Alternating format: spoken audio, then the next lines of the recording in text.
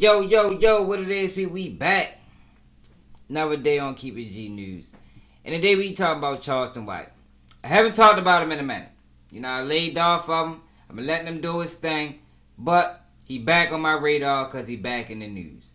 And in this video, I'm going to take y'all back to the beginning. Where did Charleston White come from? Because in the last 2 years, he done gained a lot of traction. I'm talking about he probably running the internet.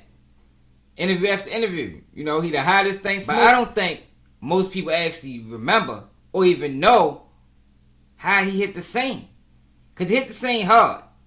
And he made some good points when he hit the scene. You know, he had a lot of people cheering for him. I was one of them. Not based off of that video that he, you know, his initial video that introduced himself to the world. But over time, I started to gravitate to his message because his message is kind of similar to mine. You know, but I fell off the bandwagon. And in this video, I'm going to show y'all why I fell off the bandwagon. It was a particular situation that had me looking at Charleston White crazy. Because it contradicted everything he was saying that made me rock with him in the beginning. You follow me? So, make sure y'all like, comment, share, because I want y'all input on this. Especially Charleston White supporters. I know y'all going to support him anyway. But I'm interested into hearing y'all take on what I got to say. You understand what I'm saying? Because I'm going to bring up some points as I always do when I speak on Charleston White. Like, I think I'm the only person who actually question him off of merit alone. You know, not just dislike. I don't want no harm done to him. You know, I ain't like these other guys that want to hurt him. No, that's not that. I just don't think his message is progressive to the black community. So, I question him on his merit only. You understand what I'm saying? So, I'm not going to keep holding y'all up. I said I was going to start in the beginning, so let's go. I feed these streets, nigga. You niggas just talking. You niggas just talking, nigga. You niggas ain't never seen nothing that's real because y'all been watching them fake-ass rappers, nigga. Yeah, a real nigga, Texas nigga, done come in stomping down with Bigfoot footprints leaving around this motherfucker, nigga. You nigga been watching them niggas been imitating, nigga. And I went to Cali, nigga. And stood tall with King Baba Louie and them, nigga. And stood tall with the Rolling 60s, nigga. Nipsey Hussle and them people, nigga. I went to Nipsey Hussle funeral with the Rolling 60s, nigga. I rode in the Sprinter with them niggas, nigga. I rode in the car with the leaders, the niggas who started it. Shout out to T Manuel, Big Psych, Ray, OG Skull, Barefoot Pookie. Nigga, I'm known through this motherfucker. But check this out, man. That nigga mama took him down there. And a lot of you niggas told too. Your homeboys just took plea bargain. A lot of you niggas done told too. Your homeboy just plea bargain, nigga. He didn't go to trial. So it never came out. And he had a court-appointed lawyer. A lot of you niggas, if your mama tell y'all to tell too, nigga, and y'all told, nigga. Shout out to the real niggas that know what I'm talking about, man. All you niggas in that industry shit, nigga, y'all fake, nigga. Fuck y'all go pull a plug on that boy, nigga. He was 13 years old, nigga. A baby. That's a baby, nigga.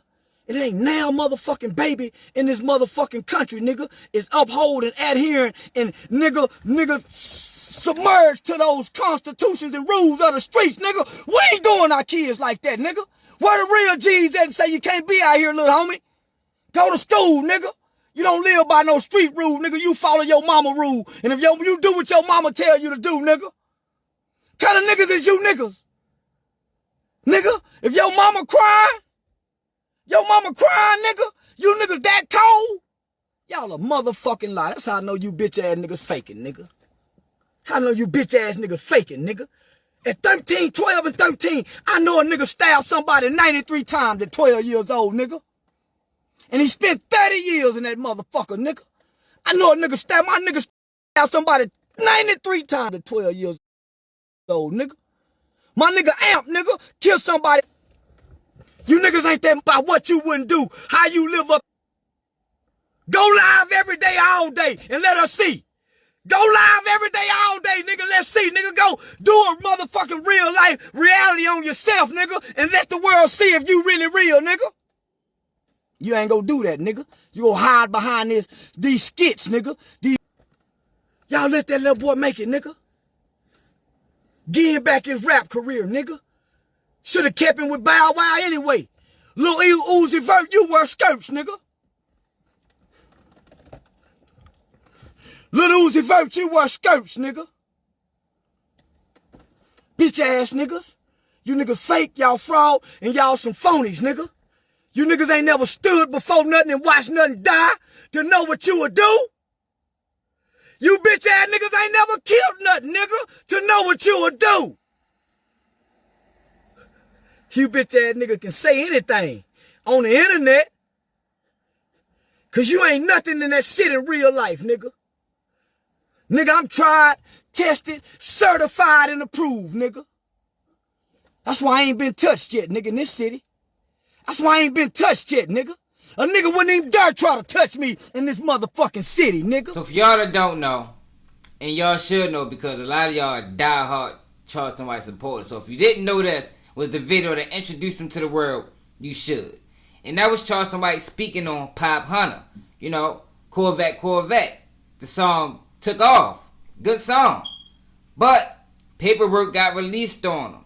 Come to find out, he told on somebody. You know, I think he witnessed the shooting when he was like 13 years old. His mother took him to the precinct and he told the police. Now, he caught flack behind that. He supposed to have a verse with Lil Uzi and then the verse got scratched and, you know, they couldn't put the song out because Uzi wouldn't clear it. And Gilly the Kid spoke on it. And, you know, that was a big thing on the internet. And Pop Hunter's career died down because of that. I'm talking about, I don't think we heard nothing since. You feel me? And Charleston White stood up for Shorty. You know, okay. I don't really agree with it. Far as, you know, the age thing and the mother thing. I don't really agree with it. But I can understand it. At least. Because that's really all it's about. We don't always got to agree. But I think as a community, we do have to have some level of understanding. So I understood where he was coming from with it. You know, he was 13 years old. There's no record of him being a street guy. He just happened to witness this crime. And, you know, his mother told him to do what she thought was best for him to do. And he did it. Cool. Now, on this next interview, I'm going to show y'all. It's with Big Facts and Big Bank from out of Atlanta. And they ended up taking this interview down behind some backlash. I forgot exactly what happened. But the thing I want to highlight in this next interview is some of the things that Charleston White was into. You know, some of the things he was doing in this community, because I know for me, this is what I was rocking with. You know, I'm for that. I'm for the community. I'm for the people. I'm for the betterment of our people in particular. And I don't go against our people. People that watch my content, y'all know a lot of times I speak up for criminals. You feel me? And it's not the criminal when you got something to do with the victim. It's the criminal against the system. You know, because the system is against us. Regardless of what this person did. My thing when it comes down to that is the system. The system gets it wrong a lot when you're dealing with black people, you know, over sentencing. But when you're dealing with Charleston White, you know, he speak on these things. At least that's what he said in the beginning. But like I said, I'm going to show y'all when his message kind of switched. You know, it started off as it seemed like it was organic. You know, he was for the people, for the people. But then it switched, yo. Like, it's like once the money came, he started getting big-headed and, you know, he got carried away in his character, as he called it. Listen to him. I teach and develop youth engagement programs, youth development programs, anti-gang cognitive intervention, pre-law student. No, homie, when you Google my name, nigga, you see I done been on legislation laws. I've been on the front page of the American Bar Association's journal. That means that's lawyers, judges. I've been a campaign manager. I've been elected and selected to campaign with presidents. That's off the internet. And all of that's through your Hype Foundation? Yeah. So on the internet, I'm gonna be known as, listen, I'm on the internet not to uplift now some bitch, because I do it in real life. I know law, nigga. I'm on here trying to teach you niggas law. Why not bullshit and have fun and get paid? Y'all on here want to have fun and be broke. Y'all waiting for the next topic, social justice topic, to say no justice, no peace. No, nigga, I'm trying to figure out how they making trillions off us just being on here and we ain't getting a dollar. All these platforms monetizing. So, nigga, I came to monetize. I didn't come to uplift you broke Now, motherfucker. the reason why I like that interview is because you get to see both sides of Charleston White. You know, you get to see the side where he supposed to be out of character. He's talking about the things that he do. Even though if you notice, if you pay real close attention, how he glossed over when that woman asked him about his organization. Yeah. You see what I'm saying? He glossed over it. That's a red flag to me. A lot of people might not have caught that, but that's a red flag because if he was really passionate about that, you know, he'd have made that a focal point as opposed to just glossing past it. You know, it seemed like he made more of the other things a focal point. You know, the character, a lot of money he making. You see what I'm saying? And that's what it's about with Charleston. And he told us this early on. He's not here to uplift, even though there's some people that feel uplifted by his message. Charleston White has told us on numerous occasions. I can probably pull several interviews where he told us, I'm here to monetize. I'm not here to uplift anybody. You know, I want the bag. That's it. That's all. And my question to the people is, can you really trust a person who talk like Charleston White or talk like me that's just all about the bag? I don't think you can. So I caught on to this interview late. I actually had to go back and find it after I already gathered my thoughts and realized who Charleston White really was. You know? And what made me realize him was this. That boy Flo say Charleston White can't step foot in Atlanta, but I better not catch you in no Atlanta home at all. I promise you. Alright, so that was Quick Flip Vino talking about Charleston White. You know? And he was actually speaking on behalf of Flo Malcolm. I think Flo Malcolm is actually locked up as well as a part of this threat to Charleston White.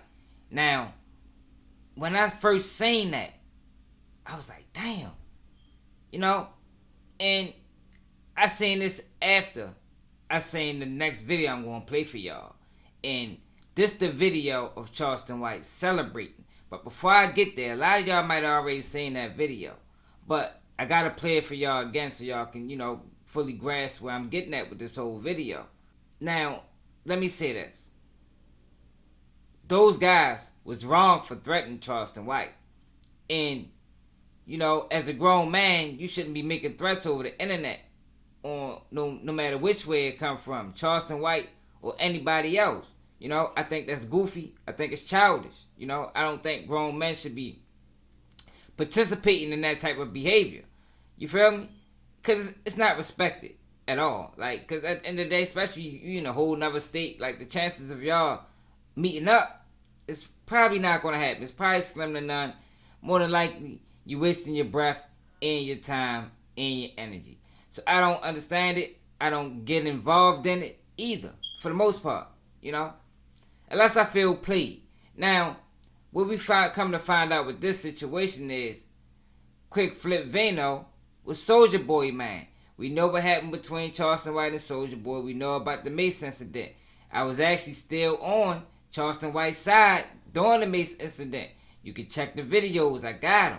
You see what I'm saying? I was on his side. I was rocking with him. I thought it was hilarious. You know? Because at this point, it was still fun and games for me. Because the message was still mixed in. You know, sometimes I believe you got to mix a little bit of sugar in with the honey. You see what I'm saying?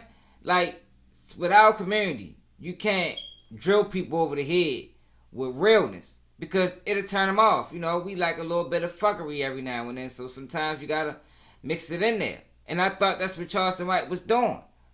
Until we started the slander campaigns, the speaking on the dead people, you know. And all this came later.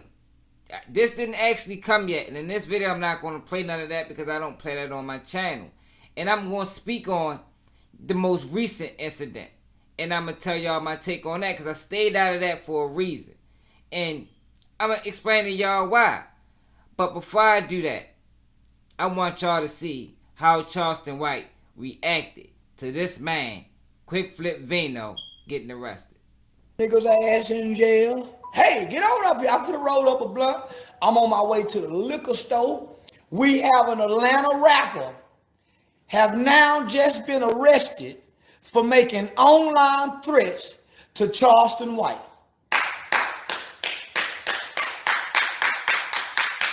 We have an Atlanta rapper. He was arrested for making online threats to Charleston White. Not only that, he's a convicted felon, and he was seen in a video that he uploaded with a gun. Oh, and he's already been to federal prison. Say, I got me one, boys. Oh, I got me one, boys. I got me one. Oh, I got me one. Now, at this point, I'm not gonna know. This is way too far. This man is celebrating on behalf of another black man going to jail for whatever reason. You know, he ain't touched no kids. He ain't put his hands on no women or nothing. We talking about a threat made from another state. And what make matters worse in this whole situation, you know, because at that point, it's just a threat. It's nothing major. But what Charleston White did is what really pissed me off, because Charleston White literally tricked this man off the streets by playing as if he went to Atlanta. He played on this man. Now, pride getting away. Y'all know I speak about pride. Pride is the devil. Pride is something that will put you in jail, and I think that's what got Quick Flip Vino and Flo Malcolm, because he's arrested too, or he was at this time, in prison, because their pride got in the way. They already got on the internet. They made these videos. So what Charleston White do is he act like he in Atlanta. I'm in the mall. He go live, taunting them. So they go there. Well, find out that's enough for an arrest. You know, they made the threat, and then they actively was going to pursue the threat. Now, was they wrong? Quick Flip Vino? Yeah, he was wrong. He was geeking. He should never got played out of position like that. But why don't we put no level of accountability on Charleston White for doing this to this man? You see what I'm saying? And that's what didn't nobody do in this situation. Nobody held Charleston White accountable, regardless of what happened. This man faked like he was going to be in Atlanta. Knew this guy had all these charges. Now, Quick Flip knew he had these charges too, so he should have thought smarter. He definitely should have. But we can't completely absolve Charleston White for doing what he did. He tricked this man off the streets. Now, what a lot of people didn't see, and what I mentioned in my last video when I spoke on this situation, is we don't know if Quick Flip Vino is the breadwinner in his family. You feel me? We don't know how this arrest affected his family, because regardless of how y'all feel about it, a lot of these guys in the streets are in the streets to take care of their kids. You can hate it or love it. Charleston White don't think so. I know it's the fact. I was one of them. You see what I'm saying? A lot of these guys not out here trying to harm nobody. They just trying to get money, because this is the only way they even know how to get money. Their record dictates this for them. Or, you know, unforeseen circumstances. People is living rough. So people know how to get it out the mud, to get it into the streets. So I never knocked that. As long as you're not out here harming nobody innocent or taking it from somebody, yo, do your thing. I understand economics. You know, I understand the systems that was put in place for the black man. It's real. Charleston White don't speak on this though. But let me get back to what I was saying, because y'all didn't see what happened, for the most part, when Quick Flip Vino went to court and what his lawyer said, and the bail, or no bail, that they gave this man for threatening Charleston White from a whole nother state. Justice arrest in Georgia, I think, to go back to South Carolina, and the FTA in 2017, and South Carolina conviction for fraud by wire in 2016, and one arrest for probation violation. Nothing further. All right, go ahead, Ms. Cole. Thank you, Your Honor. Mr. Byers has been Incarcerated for 92 days with no indictment and no bond. He is 34 years old. He does have a stable address. That address is 455 Fulton Street in Atlanta. He's been there for about 18 months and he currently lives there with his wife and his 12-year-old son. I have verified that address with his wife as well. He has 5 children total between 8 and 16. One of them lives with him and the other ones he visits every single week and provides for financially. He owns his own business. He started an LLC. It's People's Choice Detailing, and he does pressure washing and landscaping, and also has contracts with different dealerships in the area. He has been, trying to maintain that business as much as possible in order to continue to pay his rent and support his children while he's been incarcerated. But it's obviously difficult to run a business while incarcerated. And so he's not been able to make the income from that he has had in the past. He also volunteers with Jose Feed for the Homeless every few months. He has his GED. He is not currently on probation or parole or any other open cases to my knowledge. The failure to appear, Your Honor, my client was actually in federal holding from 2014 to 2020 with very limited release times. We're working on getting confirmation of all the times that he was incarcerated. But the failure to appears that are showing up on our record for him, or in mine at least, were times and dates that he said that he was incarcerated and can tell me where. We just haven't been able to get the documentation from the jails yet. Your Honor, the complaining witness does not live here in Georgia. They live here in Texas. My client has never personally been in contact with the complaining witness, has never met them in person. All of this occurred over their 2 competing YouTube channels. They have the followings on YouTube and post videos and music, and there's phone calls that were recorded on YouTube, and that's where all of these charges arose from. Your Honor, we're asking for bond on this case to be set. He is legally entitled to a bond. We're asking for the possession of marijuana charge for $5,000, possession and use of drug-related objects, $1,000, terroristic threats, 5, and then on counts 4 and 5, we're asking for $10,000 each for a total of $31,000. My client's willing to follow any conditions the court sees fit, including ankle monitor, staying off his YouTube channel, or anything else that the court requires. All right, 88, okay, 88 Michelle, go ahead. Thank you, Your Honor. We'd ask, as Mr. Byers has been in for longer than 90 days, we ask that Your Honor consider a bond of $20,000 on the possession of marijuana, $20,000 on the possession and use of drug-related objects, and then $100,000 on the terroristic threats, $100,000 on the gang 1615-4A charge, and then $100,000 on the 1615-4B. The defendant's failure to appears do indicate that he is at a flight risk. I do see a failure to appear all the way from 2013. He does have multiple arrests from evading or charges for evading arrest, including one from 2019 in Texas. As a multi-state offender and not having contacts in the state of Georgia, we ask that Your Honor find that he is a risk of flight. In addition to his failure to appears, with a 36 cycles, we ask that you also find that he is at a risk to the community and at a risk to reoffend. While the defendant has never met the victim in person, the incidents itself and the terroristic threats themselves do spur from an incident that had occurred with the defendant's associates, specifically members of the Fruittown Piru Bloods, and specifically being involved with DeAndre Cortez Way and Ira Malcolm. Mr. Way is commonly known as Soulja Boy. This was a ongoing incident, or there was a incident where the victim had encountered the defendant's associates, and that's how these threats had come about.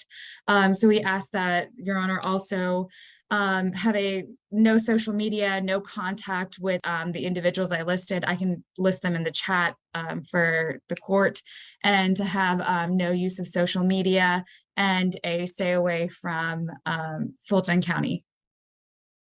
All right. So he says he lives on Fulton Street. Has he got anywhere else to live, Ms. Cole? Your Honor, that's his residence with his wife and his child. He's been there for 18 months. Again, none of the complaining witnesses live here in Georgia whatsoever. And I understand what the state is saying. However, one failure to appear from 2013 doesn't warrant a bond that high when the other ones were during the period of his incarceration. Your Honor, he doesn't have any recent felony convictions, not super recent, especially here in Georgia. And that, Your Honor, I know you're not looking at the warrants, and I know this is not an evidentiary hearing, but the warrants are. I'm looking at the warrants. Okay. I'm looking at everything beforehand. Okay, I apologize, Your Honor. That's okay. I just mean they say a lot about interactions between people, but don't really give any factual basis. My client has met Soulja Boy one time at a video shoot for one of Soulja Boy's, Mr. DeCourt, I think his last name is Way, at one photo shoot, and that's what all of this is based on. The allegations are severe considering what happened, and the bond that the state is requesting it's restrictive. My client cannot afford that bond. He's been incarcerated for 90 days. And if this was such a serious case, the state should move forward with an indictment, but they haven't, and it's been over 90 days. He's had no bond. He can't run his business. He can't provide for his family. He has 5 children. He's willing to follow whatever conditions the court sees fit, but his home is here in Georgia. None of the complaining witnesses live here. He doesn't have physical contact with any of them and hasn't met the complaining witness. Has one contact with the man alleged to be in concert. There's nothing in the warrants about his gang involvement or anything implicating him in any type of gang involvement. Nothing whatsoever in the warrants stating that he had gang activity. They state that those people are known or believed to be members of a gang and that he knows who they are, essentially. And that's it. That's what the entire case seems to be based on. Including, Your Honor, the YouTube videos that they're referring to. My client is the one who was threatened with a gun over and over and over again. My client threatened to slap. This says that Mr. Byers stood in front of 500 McDaniel Street, located in the city of Atlanta in South Fulton County, which is the leasing office where he lives. And he went online threatening Mr. White again and stated he better bring guns when he comes to the city of Atlanta. Your Honor, I've watched the videos on YouTube, and I'm just repeating what's in the warrant. Yeah.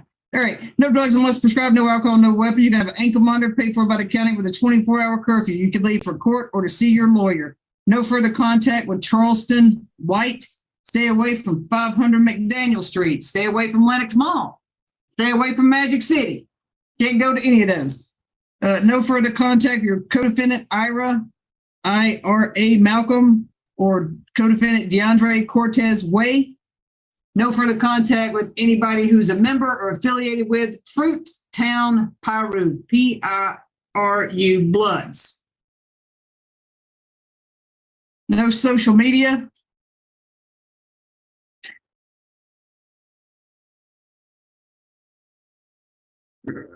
No replicas of weapons, no contact with any other gang members or known gang members of any other alleged gang group. Count 1, 5,000, count 2, 1,000, count 3, 50,000, count 4, 100,000, count 5, 100,000, 5,000, 1,000, 50,000, 100,000, 100,000. Best of luck to you, sir. You can leave the booth. All right. Is that all? Y'all see what happened at court? That man, being in that situation, probably devastated his family.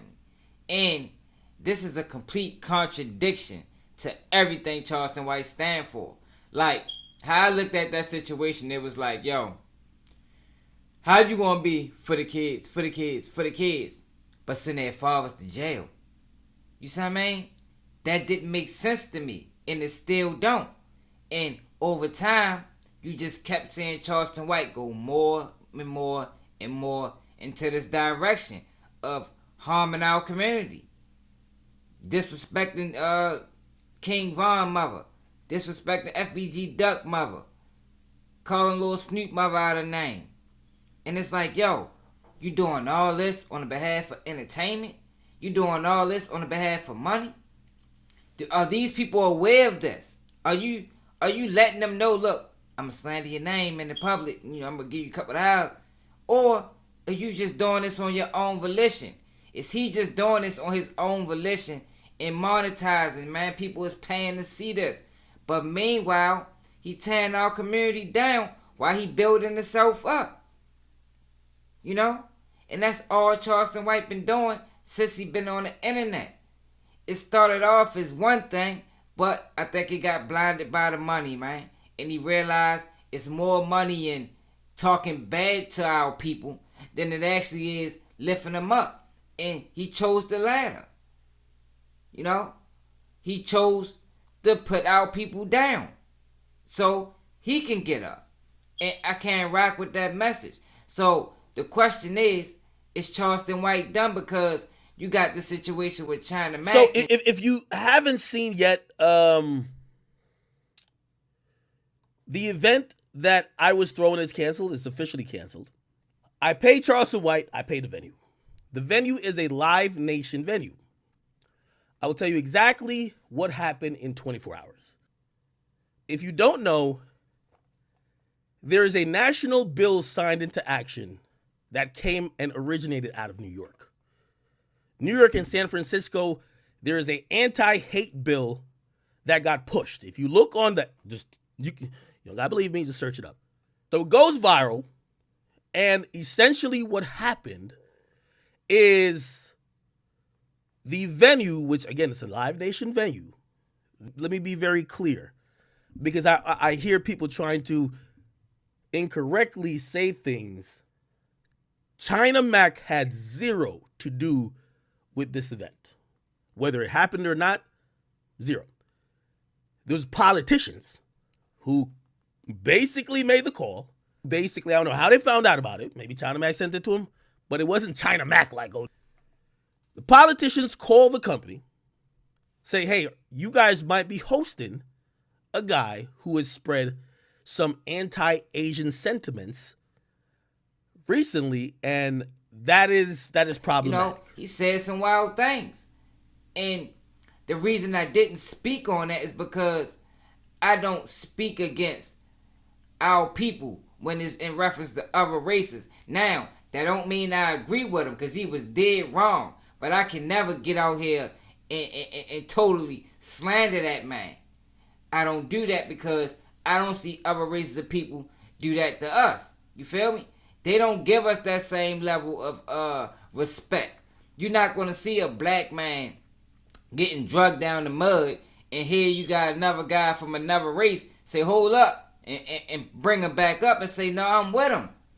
You don't see that. So I'm never going to come to the defense of another race of people against my own, right or wrong. That's how I'm rocking. People can unsubscribe if you're not feeling it, but that's what it is. And I would suggest that you do the same, because that's how this country is ran. And I'm tired of saying our people always come for the defense of other people of other races when they don't show us the same love. They don't show us the same respect. So I stayed out of the China Mac thing. But what you're saying now is the chips might be falling on Charleston White. He just got the show canceled. Now you got a video of him getting, harassed by the police. He said it was the FBI. I think it could have been a play because Charleston White admits he got police friends. And it's like, how can this guy that just admitted that he got all these awards and trophies and he been on this board, he been a chairman for this. You said, like, how do you go from that, right?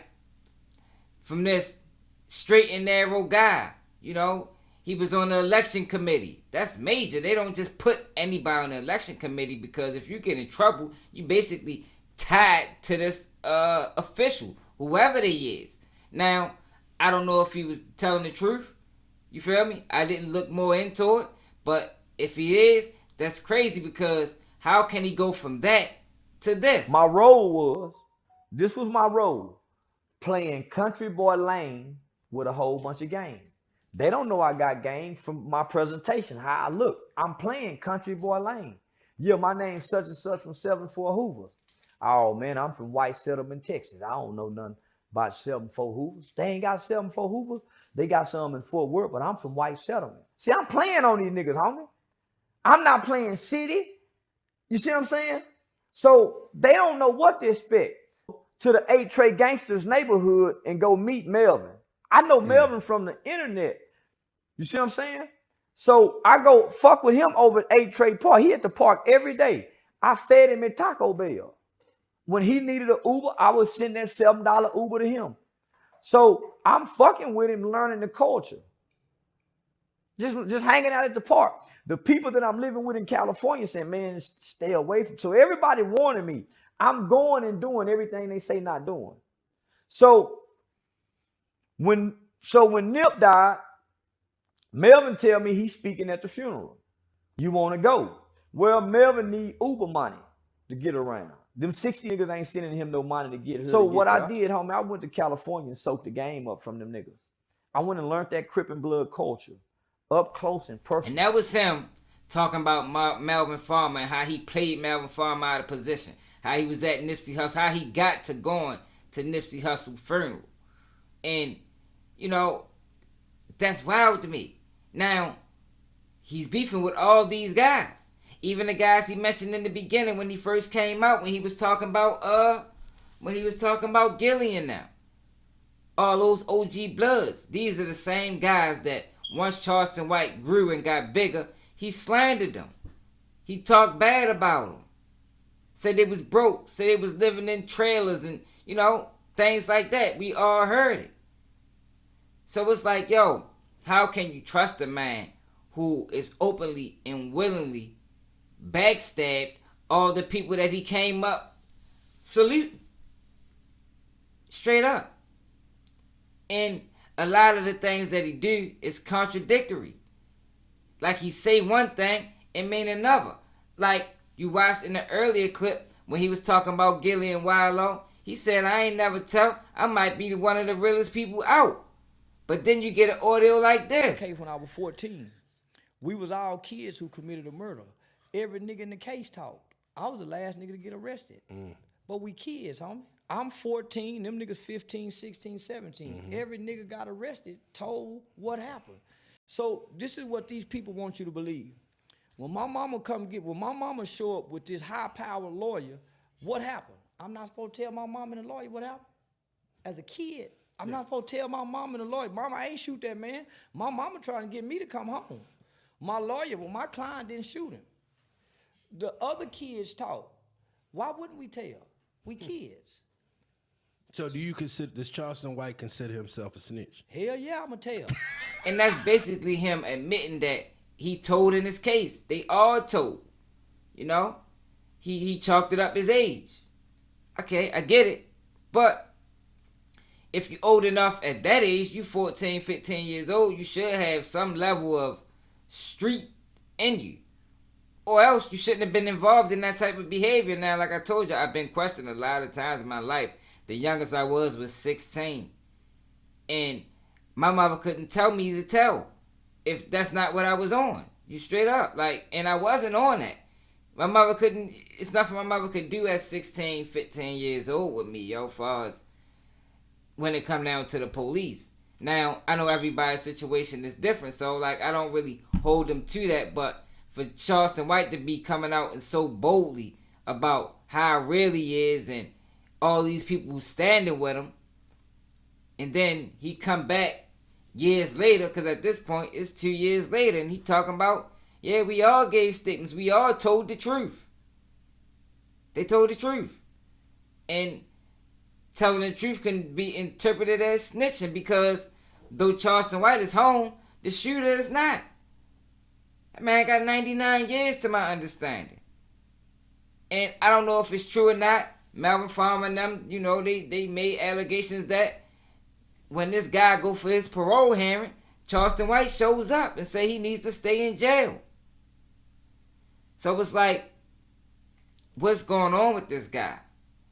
I don't think he to be trusted. I don't think you can trust no man who openly admits that he is here for the money.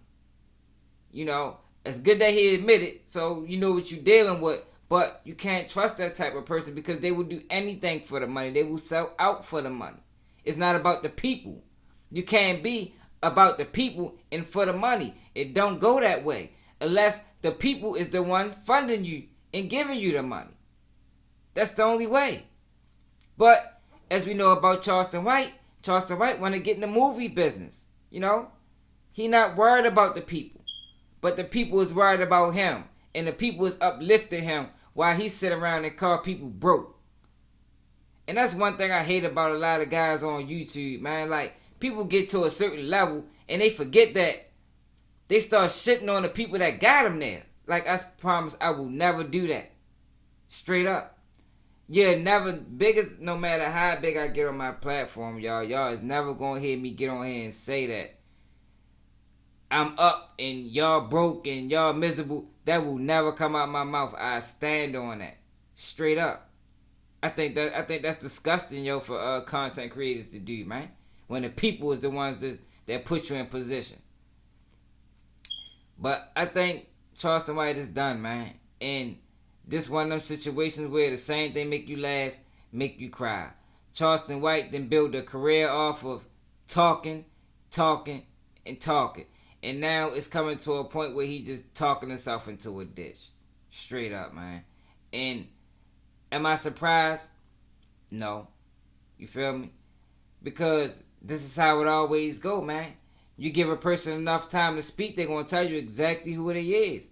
And we're saying who Charleston White is right now. And he's a guy that can't be trusted. He worked with the police. I think he'll plant. And I don't think his voice is needed. I think it's too loud in our community. And I think it's other options. And it's realer people. You know, that's really for the people that, you know, people can rock with. You know what I mean? But let me know how y'all feel about this in the comments, man. Do y'all think Charleston White is done? How much more is we going to put up with this as a community? How long is we going to keep backing this hate speech? Because that's what it is. Even the speech that he gives to our people is hate speech. I'm more concerned about what he said about our people than I am what he got going on with China Mac. Straight up. For real. And I'm out. I'm probably gonna die if I lead a clan. You got your turn and you turned your back. You turned around, ain't no turning back. I can't be the boss and no us and that.